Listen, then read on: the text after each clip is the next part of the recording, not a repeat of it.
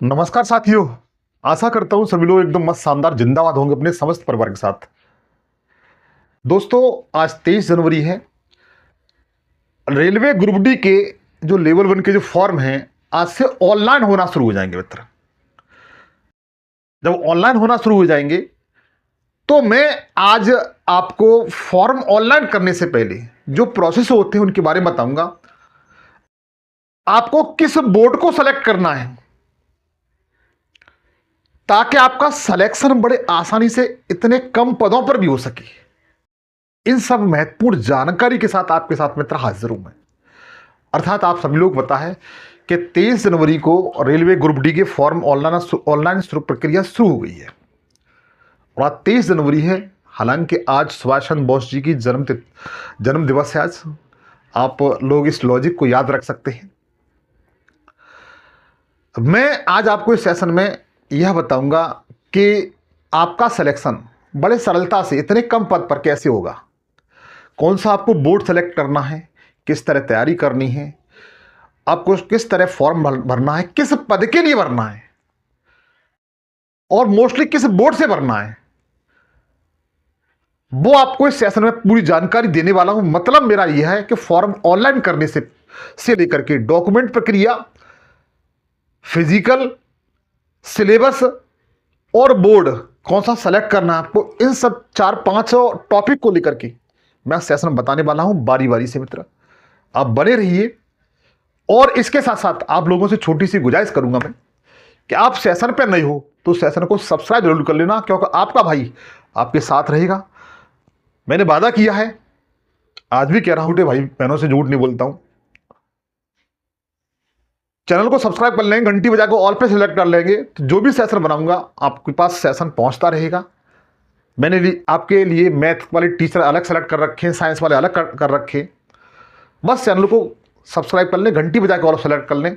मैं आपको सारी सेवाएं फ्री देने वाला हूं, बिल्कुल निःशुल्क देने वाला हूं, बिल्कुल फ्री।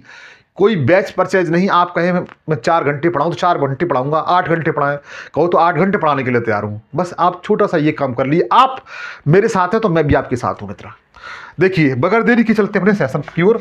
लेकिन देखिए, सबसे पहले ये बोर्ड है, आपको किस किस बोर्ड से फॉर्म डालना है सबसे पहले मैं आपको वो बताऊंगा। आप सबसे पहले यह दिमाग में बिठा लें कि जहां ज्यादा वैकेंसी है, जहां पर ज्यादा वैकेंसी है वहां पर फॉर्म न डालें।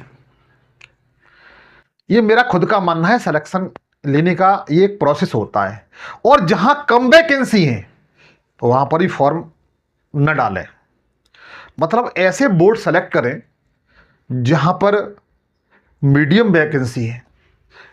जैसे आपने देखा नॉर्थर्न रेलवे जो दिल्ली है वहां पर 4785 पद हैं और वेस्टर्न रेलवे मुंबई है वहां पर 4672 पद हैं। और आप देख लेना मित्र, मैं सच कह रहा हूं, जब फॉर्म जब लास्ट डेट खत्म हो जाए तो यहां पर इतने फॉर्म पड़े होंगे कि इनकी संख्या मैं जानता हूं लाखों से ऊपर होगी। इन दोनों सेशनों से, इन दोनों बोर्डों से, दिल्ली से और मुंबई से, क्योंकि वैकेंसी यहां पर भरमार है। और जब यहां पर देखेंगे तो यहां पर कंपटीशन भी बहुत ज्यादा होगा, क्योंकि लाखों की संख्या में मैं जानता हूं कम से कम 4 से 5 लाख एक इस बोर्ड में फॉर्म पड़ जाएंगे, एक बोर्ड में। तो आपको इन बोर्डों से जहां तक है बचना है। और सबसे कम जैसे हुबली में पद है 503, तो यहां पर भी ज्यादा ट्राई मत करिए कि जहां पर सबसे कम है यहां पर सर डाल देते। लेकिन इतना जरूर है कि यहां से यहां पर सिलेक्शन लेना आसान हो जाएगा ना, आप देख लेना। क्योंकि जहां पर वैकेंसी कम होती है लोग कम फॉर्म डालते हैं और वहां उसकी कट ऑफ आप देख लीजिए। चाहे कोई भी एग्जाम होगा रेलवे ग्रुप डी का, पिछले जो लास्ट जो हुए हैं उनकी कट ऑफ देख सकते हैं कि वहां पर उनकी कट ऑफ बहुत कम गई है। ठीक है, आप जैसे डाल सकते हैं नंबर 1 चेन्नई डाल सकते हैं जहां पर वैकेंसी सही है 2694 पद है। और गुवाहाटी से डाल सकते हैं, अच्छे पद हैं 2048 पद हैं। हमेशा कट ऑफ यहाँ की गुवाहाटी की तो बहुत कम जाती है, चेन्नई की और कम जाती है। हालांकि एक बार चेन्नई की ठीक ठाक गई थी बच्चों, लेकिन गुवाहाटी की जो कट ऑफ है वो लगभग 50-60 क्वेश्चन के बीच में आपका सिलेक्शन हो जाता है। ठीक है, और उसके बाद प्रयागराज से ज़्यादा मत डालना बच्चों, ठीक है। प्रयागराज से कम फॉर्म मतलब डालना मत ही, क्योंकि वहाँ पर जो कट ऑफ रहती है सबसे ज़्यादा दिल्ली और प्रयागराज की रहती है, ठीक है।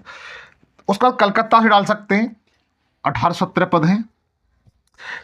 सिकंदराबाद से डाल सकते हैं, 1642 पद हैं। और बिलासपुर से डाल सकते हैं, 1337 पद है। मतलब ये जोन मैंने आपको बताए हैं मित्र, ये जोन ऐसे हैं जहां पर न तो वैकेंसी अधिक है ना ही कम है, मीडियम वैकेंसी है।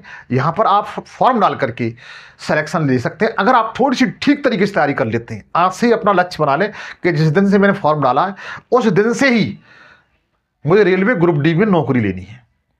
तो मैं जानता हूं अगर आप एक एवरेज 24 घंटे से में से मान के चलिए 5 से 6 घंटे पर डे स्टडी में दे देते हैं तो आपका सिलेक्शन हो जाएगा, इस बात का दावा। ईमानदारी से दे दीजिए आप 6 घंटे रेलवे ग्रुप डी में। आज भी आप 6 घंटे एवरेज दे देना पढ़ाई के लिए पर डे, जब तक एग्जाम हो तब तक आपका सिलेक्शन निश्चित हो जाएगा।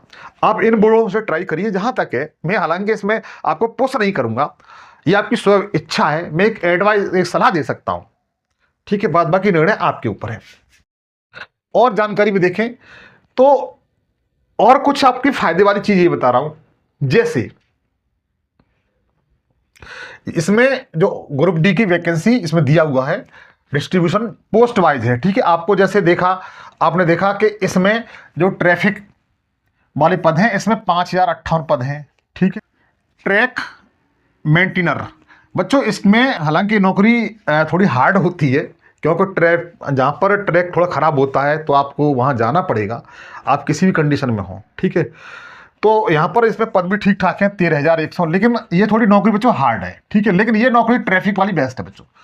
ये ट्रैफिक वाली जो नौकरी है ना, ये बेस्ट है, क्योंकि इस वाली जो आपकी ट्रैक मैकेनिजर होते हैं ना बनाने वाले, ये इनकी नौकरी ऐसी होती है, हालांकि इंजीनियरिंग डिपार्टमेंट के तहत आती है ये, कि ये इसके तहत आप अगर कहीं आपका ट्रैफिक खराब है तो आपको 100% जाना पड़ेगा, आप किसी कंडीशन में हो 100% जाना पड़ेगा। लेकिन ये इसके बाद ये नौकरी बड़ा सरल है, आप इनमें से किसी एक मतलब जो भी उसमें दिए हो उसके अनुसार आप सेलेक्ट कर सकते हैं, ठीक है। इसकी कंडीशन मैंने आपको बता दी। टोटल 32,438 पद हैं, लेकिन ये दावा किया जा सकता है कि ये पद बढ़कर के 50,000 से ऊपर निकल जाएंगे। इस बात का दावा है 52,000 के समथिंग, ये निश्चित हो सकता है, ठीक है। और इसके साथ साथ शायद आपको यहाँ पर नहीं दिखाई दे रहा होगा, लेकिन मैं जूम कर देता हूँ। ये वेस्टर्न रेलवे मुंबई का वाला ये दिया हुआ है। आप अपनी कैटेगरी के अनुसार वेस्टर्न रेलवे का फॉर्म डालते हैं मुंबई में, तो अपनी कैटेगरी के अनुसार देख लें कि किस में, जैसे आप जनरल से हैं या एससी से हैं या एसटी से हैं, ओबीसी से हैं। पता चला कि आपने जिस पद के लिए जैसे किसी पद के लिए आपने फॉर्म ऑनलाइन किया है, पता चला कि उसमें 2-4 ही वैकेंसी है। जैसे अब मान के चलिए कि असिस्टेंट वी वाला है, इसमें मात्र 5 वैकेंसी है एसटी की, 10 वैकेंसी है एससी की, यूआर की 25 वैकेंसी है। तो आप इसके अनुसार भी देख लेना बच्चों, ठीक है। ये सारी मैं आपको सलाह के रूप में दे रहा हूं, ताकि आप ठीक तरीके से इनको देख करके तभी फॉर्म फिल करें, बड़े सावधानी पूर्वक, और उसमें किसी प्रकार की कोई गलती नहीं करें। तो आप मोस्टली, मेरा मानना यही है कि आप इनको देख लें। पता चला कि आप जिस कैटेगरी से बिलोंग करते हैं उसमें वैकेंसी नहीं है, 2-4 वैकेंसी है, तो आपका ये जो चांस है वो खराब ना आए। वैसे ही 5 साल बाद वैकेंसी आई हुई है, तो आपका चांस खराब ना जाए। आप इन चीज़ों अपने कैटेगरी के अनुसार मुंबई से डालते हैं तो उसके अपने कैटेगरी के अनुसार जिस पद के लिए डाल रहे हैं उसको आप सेलेक्ट कर ले, देख लें कि आपकी कैटेगरी में कितने पद हैं, ठीक है। इसी तरीके से आप देखें कि जो आपका नॉर्थ वेस्ट रेलवे है, वहाँ पर भी देख लें कौन से पद हैं, कितनी टोटल वैकेंसियाँ हैं और कौन सी कैटेगरी में कितने कितने पद हैं। आप इस तरीके से देख सकते हैं। इसी तरीके से हुबली से देख सकते हैं और जबलपुर से देख सकते हैं। इस तरीके से अपनी कैटेगरी जहाँ से आप फॉर्म ऑनलाइन करें, ये प्रक्रिया जरूर देख लें। मेरा मानना है कि ये प्रक्रिया जरूर देख लें। अब देखिए, मैं आपको बताना चाहता हूँ कि जैसे आपको पता है कि 23 जनवरी से इसकी फॉर्म ऑनलाइन होना शुरू हो गए यहाँ से, और ये लगभग इसकी लास्ट डेट रहेगी बच्चों वो 22/2/2025 तक रहेगी ना, 22 फरवरी 2025 तक इसकी लास्ट डेट रहेगी। और आप करेक्शन करना चाहते हैं, किसी प्रकार का आपको फॉर्म में गलती हो जाती है, तो 25 फरवरी से लेकर के 6 मार्च तक आप करेक्शन कर सकते हैं। 25 फरवरी से लेकर के 6 मार्च तक आप लगभग इसमें करेक्शन कर सकते हैं, लगभग 10-11 दिन के अंदर। ठीक है बच्चों, ये आप लोग ध्यान रखना। फॉर्म बड़ा सावधानी पूर्वक भरना है, किसी प्रकार की कोई गलती नहीं करनी है। ठीक है, और बता चुके हैं 32 या 438 पद हैं। और आपकी उम्र सीमा की मैंने बात की थी, मैंने बता चुका हूं कि 18 से लेकर के 36 वर्ष तक की आपकी उम्र सीमा होनी चाहिए। इस बीच में आप अगर आते हैं तो आप फॉर्म फिल कर सकते हैं, लेकिन इसमें नियमानुसार छूट दी गई है। बताना चाहता हूं SC ST को 5 वर्ष की छूट है, 18 से लेकर 41 वर्ष तक के फॉर्म भर सकते हैं। लेकिन जो OBC वाले भाई हैं वो उनको 3 वर्ष की छूट दी गई है। OBC भाइयों को 3 वर्ष की छूट दी गई है। ठीक है, तो 39 वर्ष तक फॉर्म भर सकते हैं। लेकिन जनरल और EWS इनको छूट नहीं दी गई, इनको 18 से लेकर के 36 वर्ष तक ये फॉर्म फिल कर सकते हैं, चाहे पुरुष हो या महिला बच्चों। ठीक है, और शैक्षिक योग्यता की बात की जाए तो शैक्षिक योग्यता में आप लोग याद रखना, शैक्षिक योग्यता में आपकी 10th पास होना चाहिए, और 10th पास हो या ITI हो। ठीक है, इन दोनों को हर पद, ये दोनों योग्यता रखने वाले व्यक्ति हर पद के लिए फॉर्म फिल कर सकते हैं। आगे चलिएगा। अब रही बात सिलेबस की बच्चों, सिलेबस बताऊंगा। हालांकि जो आपका एग्जाम होगा वो CBT एग्जाम होगा। आपका एग्जाम कैसा होगा? CBT एग्जाम होगा, इस बात को ध्यान रखना। आपका CBT मतलब कंप्यूटर बेस्ड एग्जाम होगा आपका, और उसके बाद फिजिकल होगा, उसके बाद डॉक्यूमेंट वेरिफिकेशन होगी, DB होगा, और उसके बाद मेडिकल होगा। ये चारों प्रोसेसिंग आपके आधार बनेंगे आपको नौकरी दिलाने में। और सिलेबस की बात की है, जो आपका मुख्य बात है सिलेक्शन दिलाने में, तो बताना चाहता हूं कि सामान्य विज्ञान, तो जिसे हम जनरल साइंस कहते हैं, इसके 25 क्वेश्चन आएंगे, 25 नंबर के होंगे भाई। ठीक है, गणित के 25 क्वेश्चन आएंगे, 25 नंबर के होंगे, और रीजनिंग आपके 30 क्वेश्चन आएंगे और 30 नंबर के होंगे। इन बातों को ध्यान रखना। तो कुछ पार्ट ऐसे हैं जो आपके कमजोर हों तो उसको इसी तरीके से मजबूत कर लेना। रीजनिंग पे इस पे सबसे ज़्यादा फोकस करना, मैथ भी फोकस करना, और जनरल साइंस पर। और जनरल अवेयरनेस की बात की जाए बच्चों तो 20 क्वेश्चन आएंगे। इस तरह से 100 क्वेश्चन आपके आएंगे, और 100 नंबर के होंगे। कितने नंबर के? 100 मार्क्स के होंगे। और एक सबसे महत्वपूर्ण बात, आप जितना क्वेश्चन जानते हैं उतनी क्वेश्चन करें कि 1/3 की बच्चों इसमें क्या है, नेगेटिव मार्किंग है। 1/3 की, अगर आप एक क्वेश्चन गलत करते हैं तो 1/3 उसका कट जाएगा बच्चा सही में से। आप लोग इस बात को ध्यान रखना।